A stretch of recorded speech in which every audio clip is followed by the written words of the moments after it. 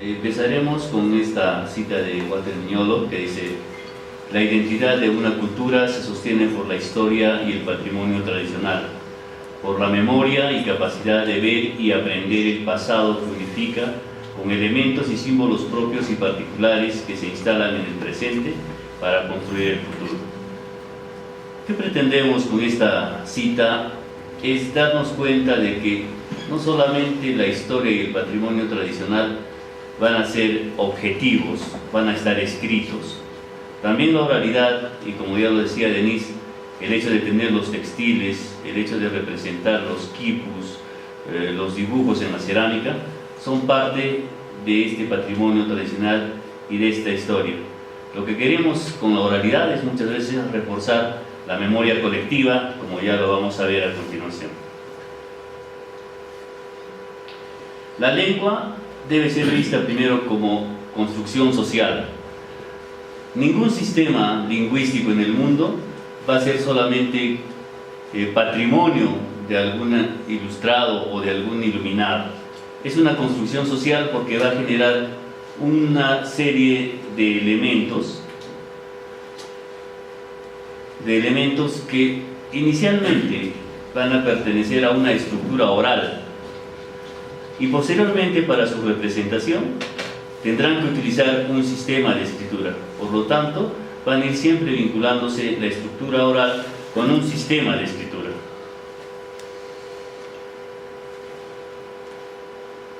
El desarrollo de estas dos estructuras nos van a dar el desarrollo del pensamiento categorial, al que se refería también Denise. Y no es que solamente lo oral o solamente lo escrito nos pueda dar a conocer que existe un pensamiento categorial.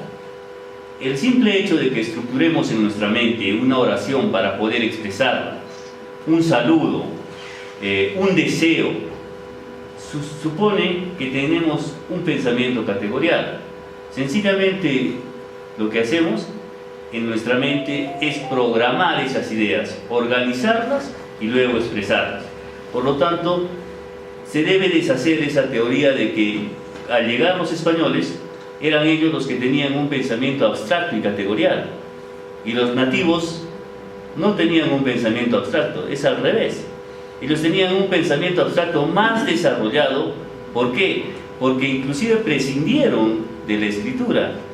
Entonces el pensamiento andino está más estructurado incluso que el pensamiento occidental para esa época, ¿no? Un caso típico es la matemática, la etnomatemática, ¿no? La etnogeometría, que por ejemplo explica con mayor precisión cómo se podían hacer diseños. Hoy tenemos que recurrir, por ejemplo, a utilizar una estación total para hacer el levantamiento de un plano topográfico. Nuestros ancestros sencillamente utilizaban un trípode, ¿no?, de madera, y con el cual lanzaban las piedras a diferentes puntos, ¿no?, y con eso podían determinar la elevación que tenía el terreno. Por eso veamos la perfección que tenemos en las construcciones incaicas y preincaicas, ¿no?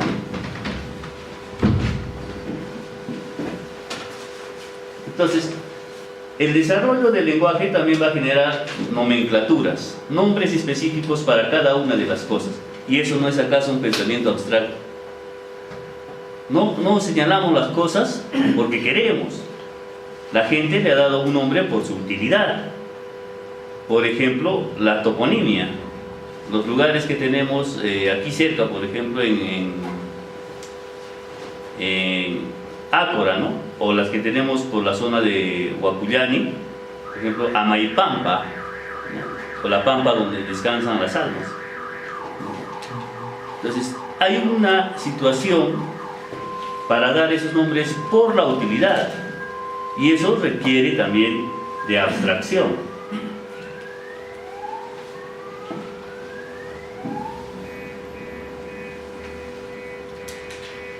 podemos ver también que se necesita el desarrollo de significados. ¿Por qué? Porque, como ocurre en el castellano, podríamos generar una serie de sinónimos para cada cosa. Pero fíjense que en el quechua y el aymara muchas veces son escasos. A lo mucho podemos encontrar 2 o 3 palabras que puedan tener cierto grado de sinonimia. Eso nos da a conocer también de que hay una mayor abstracción en la oralidad andina.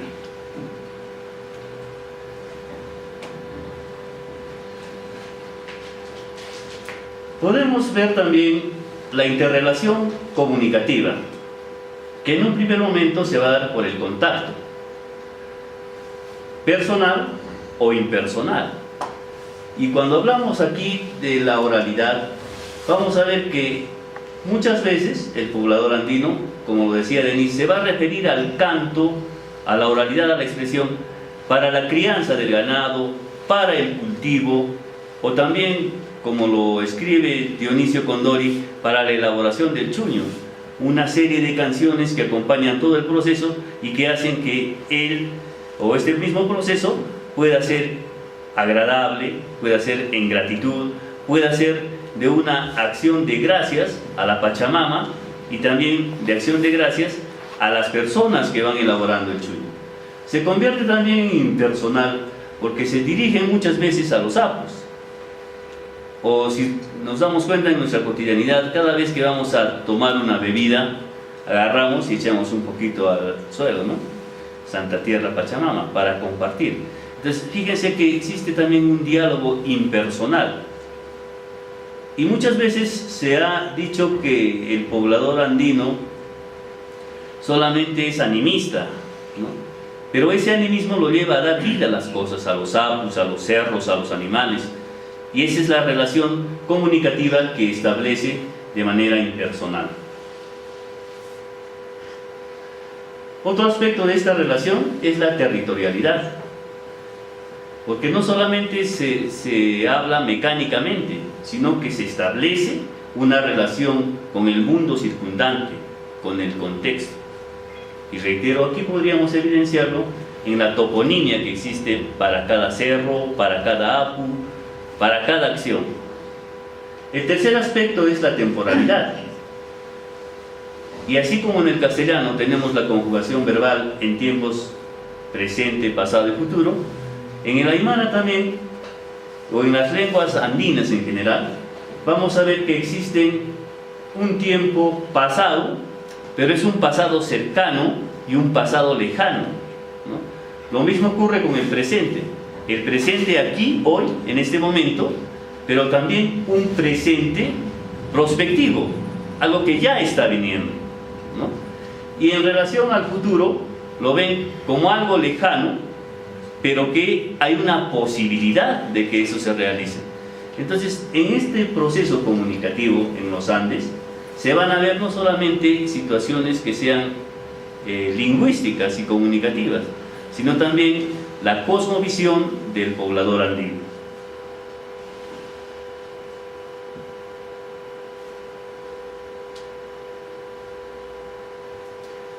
Todos estos aspectos que hemos visto nos va a dar a conocer, o va a desarrollar, mejor dicho, una memoria colectiva, que es lo que el poblador andino tiene que ir recuperando y sobre todo lo que nosotros como profesionales en diferentes ramas, en diferentes áreas, deberíamos ir también recuperando. La memoria colectiva se va a referir a diferentes aspectos.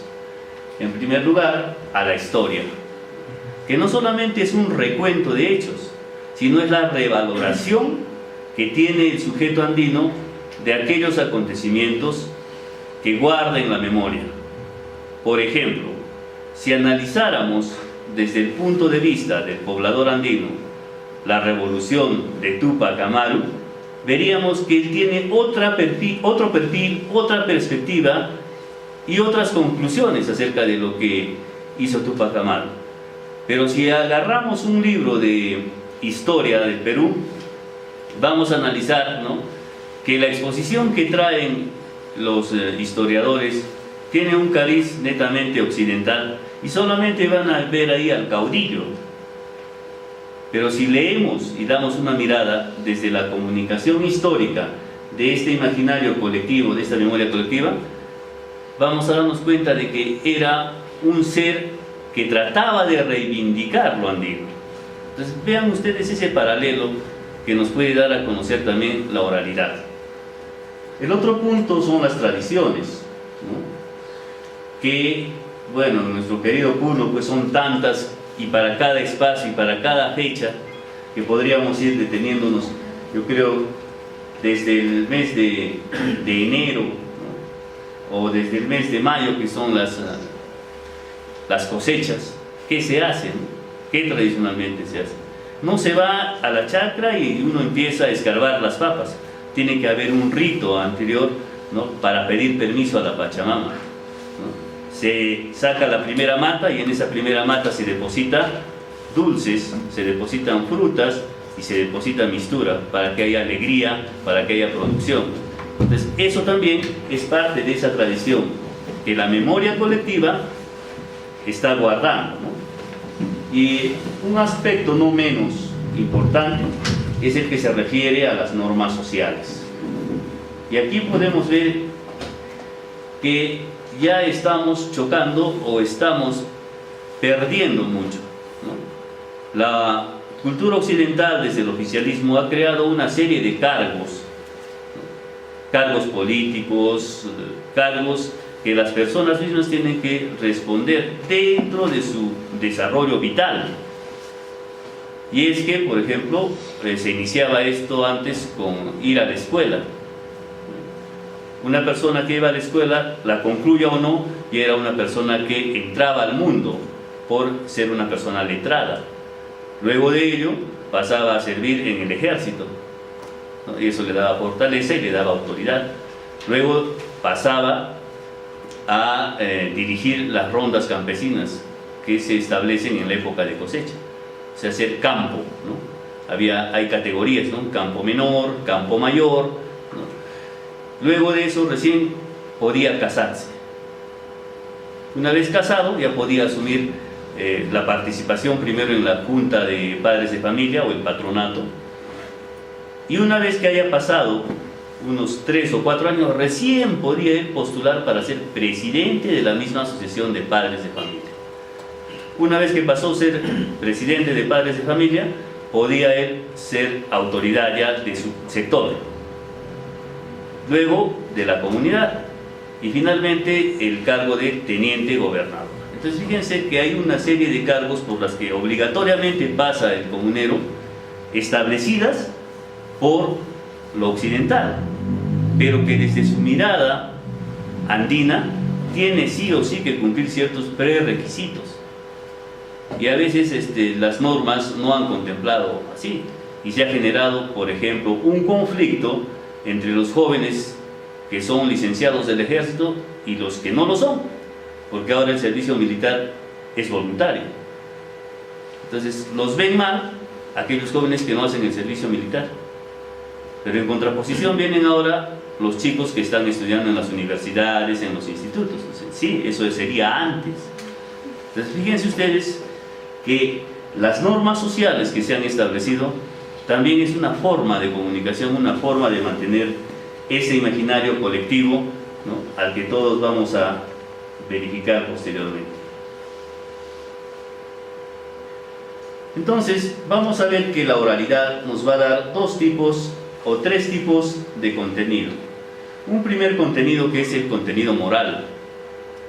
Las normas van a generar un espacio, como lo decía Denise, ontológico en el ser, ¿no? ¿Cómo es el poblador actualmente? ¿Cómo fue? ¿Y qué de esa mirada anterior es la que aún pervive en estos jóvenes de la comunidad?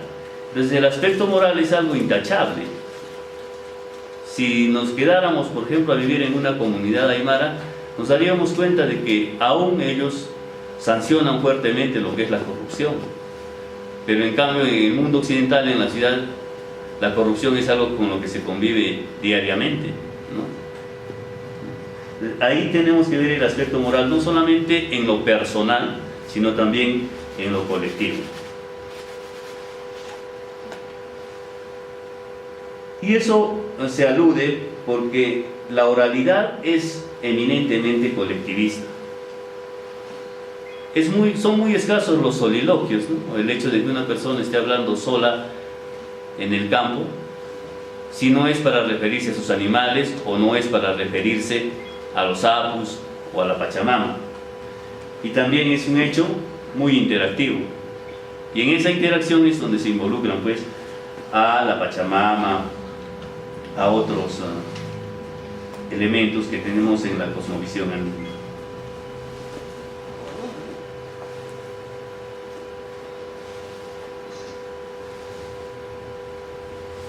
Vamos a ver también que la oralidad en los Andes tiene ciertas características. Una primera característica es la plasticidad. Esa memoria colectiva a la que nos hemos referido anteriormente se va a componer por olvidos y recreaciones. Cada generación irá aportando algo más hasta establecer un modo de vida diferente, una acción diferente a la que recibieron ellos de la generación anterior. Y es por eso que la oralidad también es plástica. Cada situación va a ir recreando una nueva. Por ejemplo, en las alacitas, ¿no? Las alacitas empezaron con un intercambio, un trueque. Luego entró como medio de cambio los botones. Se canjeaban botones y se llevaban otros objetos. Ahora se ha mercantilizado y ya utilizamos el dinero como medio de intercambio. Entonces cada generación va a ir agregándole algo. Lo propio ocurrirá en las ceremonias de matrimonio, en las ceremonias de carnavales, en las ceremonias que tenemos, digamos, para el marcado del ganado. Entonces eso es una característica. Luego tenemos la subjetividad, ¿no?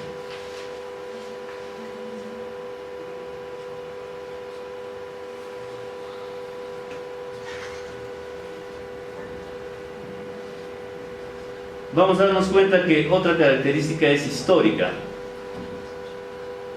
En el medio rural, las recreaciones van a ser permanentes. Lo decía Denise a través de los cuentos, ¿no? Cuando se van a ir contando de generación en generación el cuento del zorro y el cóndor, o el zorro y la guayata, ¿no? Cada generación le va a ir agregando algo, pero jamás va a perder la esencia, ¿no? A pesar de que haya una modificación, la esencia va a permanecer. La otra característica es que es identitaria. Dentro de la oralidad andina, no vamos a perder de vista quién es quién. Y por eso los roles son muy determinados. Se va a tener un respeto por las personas mayores, por las personas intermedias, que generalmente son las autoridades, por los jóvenes y por los niños. Cosa que la oralidad occidental no lo toma en cuenta. Finalmente son niños, son adultos, adolescentes, jóvenes y ancianos, y se acabó el asunto, ¿no? Pero hay un marcado respeto hacia esa identidad de cada una de las personas. Y una última característica es que también es telúrico localista. Siempre vamos a estar pegados a la tierra, lo telúrico, ¿no? Y eso se puede evidenciar hasta en la literatura puneña, ¿no?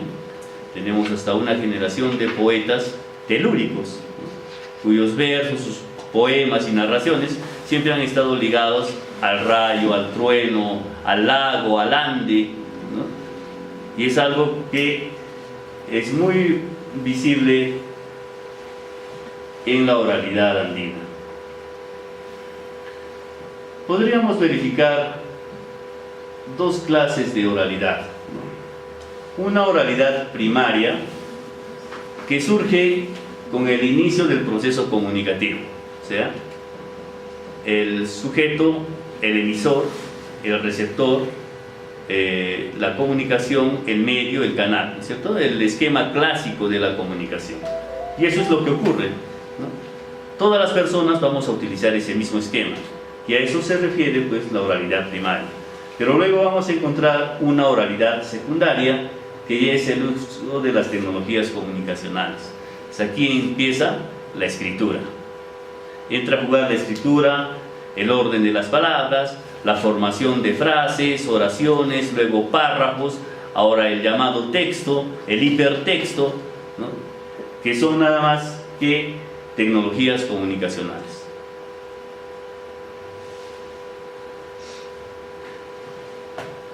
Vamos a ver también que existen diferentes relaciones comunicativas.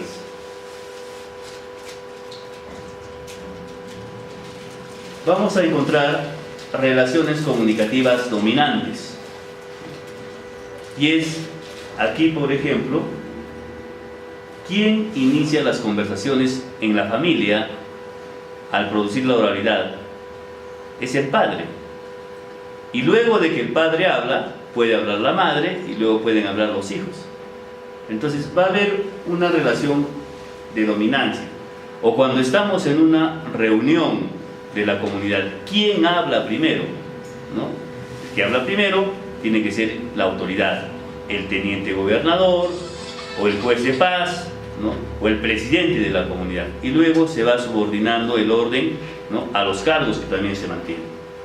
Podemos encontrar relaciones comunicativas residuales, ¿no? En las cuales, en cierta manera, de igual a igual, ¿no? Ya las personas pueden comunicarse, generalmente ya en la familia, que se está flexibilizando, ¿no? Y finalmente las relaciones comunicativas emergentes, que son las voces ahora de los jóvenes, las voces de los niños, que de cierta manera están ganando también espacio en la comunicación, no solamente oral, sino solamente también escrita, ¿no?